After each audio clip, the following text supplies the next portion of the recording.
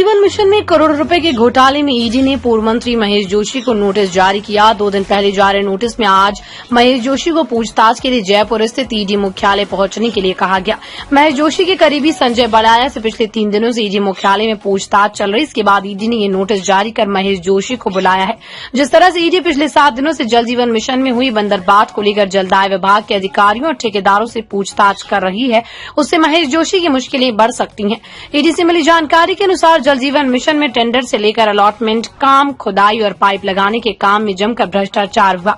ACB में दर्ज FIR को आधार बनाते हुए ईडी ने इस मामले की जांच शुरू की थी। इसे लेकर ईडी एक बार जल जीवन मिशन से जुड़े सीनियर आईएएस अधिकारी के आवास और ऑफिस में भी सर्च कर चुकी है। ईडी की टीम ने 16 जनवरी को पूर्व मंत्री महेश जोशी और उनसे जुड़े लोगों के ठिकानों पर छापे मारे थे। जयपुर, दिल्ली और गुजरात की 10 टीमों ने सुबह 5 बजे जयपुर, बांसवाड़ा समेत कई जिलों में स्थित ठिकानों पर छापे की कार्रवाई शुरू की थी। इनमें महेश जोशी के 2 घर, जलदाय विभाग के 2 ठेकेदारों और 2 अधिकारियों के ठिकाने शामिल हैं। 15 घंटे चली पूछताछ के बाद ईडी के अधिकारी महेश जोशी के घर से वापस चले गए। ईडी की कार्रवाई के दौरान महेश जोशी, उनकी पत्नी व बहू से कुछ फाइलों को लेकर पूछताछ की गई। पहला ग्रामीण पेयजल योजना के तहत सभी ग्रामीण इलाकों में पेयजल की व्यवस्था होनी थी, जिस पर राज्य सरकार और केंद्र सरकार को 50% खर्च करना था। इस योजना के तहत डीआई डक्ट और आयरन पाइपलाइन डाली जानी थी, जिसकी जगह पर एचडीपीई की पाइपलाइन डाली गई। दूसरा, पुरानी पाइपलाइन को नया बताकर पैसा लिया गया, जबकि पाइपलाइन डाली ही नहीं गई। तीसरा, कई किलोमीटर तक आज भी पानी की पाइपलाइन डाली ही नहीं गई, लेकिन ठेकेदारों ने जलदाय विभाग के अधिकारियों से मिलकर उसका पैसा उठा लिया।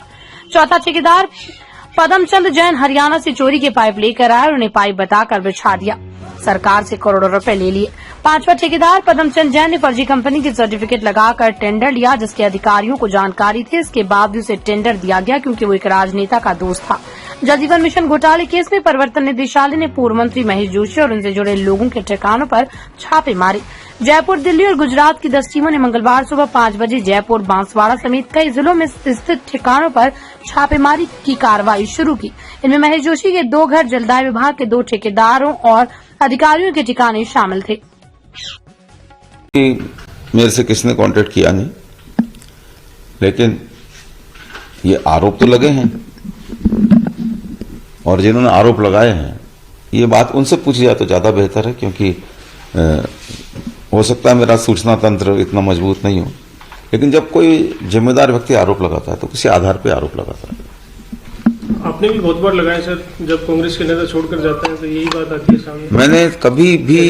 मैंने कभी भी जांच एजेंसियों की कार्रवाई पे कभी सवाल नहीं उठाया। मैं एक चीज कहता हूं, जांच एजेंसियां आए, जांच करें, निष्पक्ष तरीके से जांच करें। कोई अगर दोषी है उसके खिलाफ कार्रवाई करें। मैं आपके माध्यम से इतना कहना चाहता हूं कि ये जेजेएम जिसकी बात की जा रही है, इसके किसी भी टेंडर में, पहली बात तो ये 22,000 करोड़, कोई 20,000 करोड़ कहता है, कोई 2,000 करोड़ कहता है, अलग अलग चैनल में